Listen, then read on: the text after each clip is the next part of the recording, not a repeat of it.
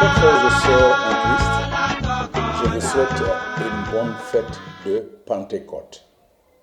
Aujourd'hui, 31 mai 2020, coïncide avec la Pentecôte, c'est-à-dire le 50e jour à partir de Pâques. La Pentecôte est un événement très important dans l'histoire de l'Église. Elle marque l'effusion du Saint-Esprit sur un groupe de disciples de Jésus réunis à Jérusalem. C'est pourquoi nous aimerions parler du baptême du Saint-Esprit. Oui, le baptême du Saint-Esprit. Cette expression en tant que telle ne se trouve pas dans la Bible. Il s'agit surtout du baptême dans l'Esprit. C'est ce que nous rencontrons souvent dans la parole de Dieu. D'abord, parlons de certaines prophéties relatives au baptême du Saint-Esprit. Dans l'Ancien Testament, nous trouvons le passage de Joël, chapitre 2, versets 28 et 29, ou chapitre 3, versets 1 et 2, selon les versions bibliques. Nous lisons dans ce passage, « Après cela, je répandrai mon esprit sur toute chair. Vos fils et vos filles prophétiseront. Vos anciens auront des songes et vos jeunes gens des visions. Même sur les serviteurs et sur les servantes, je répandrai mon esprit. » Joël chapitre 2, versets 28 et 29. Retenez bien, ici, il y a une expression qui est répétée, à savoir « je répandrai mon esprit ». Et dans le Nouveau Testament, nous avons plusieurs passages relatifs au baptême du Saint-Esprit. Des passages qui parlent du baptême du Saint-Esprit dans le futur. Par exemple, Matthieu chapitre 3, verset 11, Marc chapitre 1, verset 8, Luc chapitre 3, verset 16. Dans ces passages du Nouveau Testament, nous trouvons que les disciples seront baptisés d'Esprit Saint ou d'Esprit Saint et de feu. Et bien sûr, le feu mentionné ici symbolise l'action sanctificatrice du Saint-Esprit, l'action purificatrice du Saint-Esprit. C'est le Saint-Esprit qui nous sanctifie. C'est le Saint-Esprit qui brûle en moi, en toi, tout ce qui n'est pas selon la volonté de Dieu, qui n'est pas selon la sainteté de Dieu. C'est à cause de cette fonction sanctificatrice du Saint-Esprit qu'il est dit, vous serez baptisés du Saint-Esprit et de feu. Le baptême de feu n'est pas un baptême à part. Le feu symbolise l'action du Saint-Esprit dans la vie du croyant. D'ailleurs, Actes chapitre 1, verset 5, précise que les disciples seront baptisés d'Esprit Saint dans peu de jours. Qu'est-ce que cela veut dire, peu de jours? Et nous découvrons que c'est dans 10 jours que cela devait arriver. Car Jésus ressuscité avait déjà passé 40 jours avec ses disciples. Et quand Acte 1, 5 dit « Vous serez baptisés du Saint-Esprit dans peu de jours », il s'agit évidemment de 10 jours. Car la Pentecôte, c'est le 50e jour à partir de Pâques.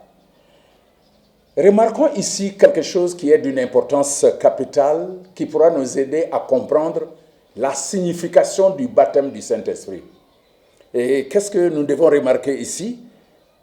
Le baptême du Saint-Esprit, ou dans le Saint-Esprit, ça se fait par Jésus-Christ. Tous ces passages que nous avons mentionnés ici, dans le Nouveau Testament, prophétisant le baptême du Saint-Esprit, précisent que les disciples seront baptisés par Jésus-Christ. Donc, le baptême du Saint-Esprit ne s'opère pas par un pasteur, ni par un diacre, ni par une diaconesse, ni par une personne populaire de l'Église. Qu'est-ce que cela veut dire? Il ne faut pas vous laisser tromper par qui que ce soit. Des personnes qui vont dire « Venez chez moi, je vais vous faire baptiser du Saint-Esprit ». Le baptême du Saint-Esprit, c'est par Jésus-Christ. Tous ces passages du Nouveau Testament mentionnent cela. Et voyons alors la signification du baptême du Saint-Esprit ou le baptême dans le Saint-Esprit. Nous avons le prophète Joël, que nous avons cité tantôt, Joël 2, 28, 29, qui dit que c'est répandre l'Esprit sur toute chair. Joël a prophétisé parlant du baptême du Saint-Esprit en utilisant l'expression « répandre l'Esprit sur ». Et quand nous voyons Acte 2, versets 2 et 3, c'est la descente de l'Esprit Saint sous forme de langue de feu sur chacun. Donc, répandre l'Esprit sur, la descente de l'Esprit sur les croyants. Et dans Actes chapitre 10, verset 44, c'est la descente de l'Esprit sur tous ceux qui écoutaient la parole. Nous trouvons seulement une exception dans le cas des Samaritains, où les disciples ont dû imposer leurs mains sur eux, alors ils ont reçu le Saint-Esprit. À part cela, dans les autres cas, comme nous venons de le citer, parfois les disciples sont en train de prêcher la parole, et ceux qui écoutaient la parole de Dieu, ils ont reçu l'Esprit sur eux, ou l'Esprit est descendu sur eux. Dans Actes chapitre 11, versets 15 et 16, ce passage est vraiment explicite. Lisons ce passage. Ce passage nous dit, « Lorsque je me mis à parler, le Saint-Esprit descendit sur eux, comme au commencement sur nous aussi. Alors, je me souvins de cette parole du Seigneur. Jean a baptisé d'eau, mais vous serez baptisés du Saint-Esprit. » Donc ici, les disciples qui rapportent, voilà ce qui s'est passé chez Corneille, quand il était en train de prêcher la parole de Dieu. Le Saint-Esprit est descendu sur ces gens qui écoutaient la parole de Dieu, qui n'étaient pas juifs. Ce qui s'est passé le jour de la Pentecôte, sur des gens majoritairement juifs, le Saint-Esprit est descendu sur eux, sous forme de flammes de feu. Mais dans le cas de ces païens, quand ils écoutaient la parole de Dieu, certainement, ils étaient convaincus de ce qu'ils entendaient. Alors, l'Esprit de Dieu est descendu sur eux, comme à la Pentecôte. C'est ce rapport qui est donné ici dans Actes 11, 15 et 16. Lorsque je me mis à parler, le Saint-Esprit descendit sur eux, comme au commencement sur nous aussi. Alors, je me souvins de cette parole du Seigneur. Jean a baptisé d'eau, mais vous serez baptisés du Saint-Esprit ou d'Esprit Saint. Alors, qu'est-ce que nous pouvons dire en résumé? Qu'est-ce que c'est que le baptême du Saint-Esprit? Bien sûr, il y a des gens qui ont écrit beaucoup de livres sur ça, pour donner leur point de vue sur le baptême du Saint-Esprit. Mais en résumé, nous devons retenir ceci. Le baptême du Saint-Esprit, c'est par Jésus-Christ. Ce n'est pas par un serviteur de Dieu, ni par une servante de Dieu. Premièrement. Deuxièmement, le baptême du Saint-Esprit, on peut dire que c'est la réception de l'Esprit par le croyant. L'Esprit venant sur le croyant, l'Esprit descendant sur le croyant de Jésus-Christ, celui qui croit en Jésus, l'Esprit descend sur lui, il reçoit le Saint-Esprit de Dieu. C'est ça le baptême du Saint-Esprit. Bien sûr, il y a des gens qui enseignent que par le baptême du Saint-Esprit, c'est une seconde expérience dans la vie du chrétien. Je ne suis pas là en train de polémiquer, je ne suis pas là en train de discuter avec ces gens, mais qu'ils sachent que l'Écriture dit clairement que c'est la venue du Saint-Esprit sur les croyants. Nous pouvons aussi dire que c'est l'habitation permanente du croyant par l'Esprit Saint. Quand le Saint-Esprit vient demeurer sur le croyant, vient habiter dans le croyant, vient faire du croyant sa demeure, son tabernacle. C'est ça le baptême du Saint-Esprit. Jésus avait prophétisé cela dans Jean chapitre 14, versets 15 à 17. Il avait promis cela à ses disciples. L'Esprit de vérité viendra sur vous. L'Esprit de vérité demeurera sur vous. Donc, dans la nouvelle alliance, le Saint-Esprit ne vient pas momentanément dans la vie du croyant.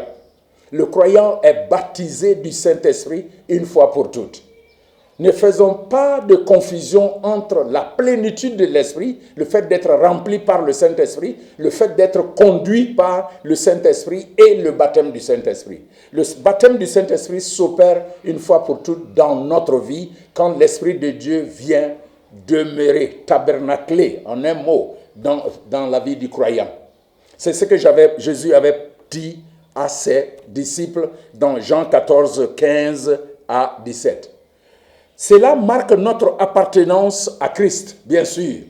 Quand nous sommes baptisés du Saint-Esprit, nous appartenons désormais à Jésus-Christ. C'est pourquoi nous lisons dans Romains chapitre 8 au verset 9.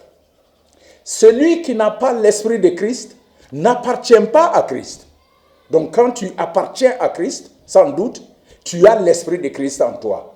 Et ayant l'Esprit de Christ demeurant en toi, tu appartiens désormais à Jésus-Christ. Et Éphésiens chapitre 4, verset 30 dit, « N'attristez pas le Saint-Esprit de Dieu par lequel vous avez été scellés pour le jour de la rédemption. » Donc le baptême du Saint-Esprit marque notre appartenance à notre Seigneur. Et c'est cela qui nous donne aussi la force d'être témoins de Jésus-Christ. Jésus avait dit à ses disciples dans Actes 1, 8, il leur avait d'abord demandé de rester à Jérusalem pour l'accomplissement de cette promesse du Père. Et alors, il conclut en disant, vous recevrez une puissance, celle du Saint-Esprit survenant sur vous. Et alors vous serez mes témoins à Jérusalem, en Samarie, en Judée, en Samarie et jusqu'aux extrémités de la terre. Donc là, le baptême du Saint-Esprit nous donne la force de témoigner de Jésus-Christ.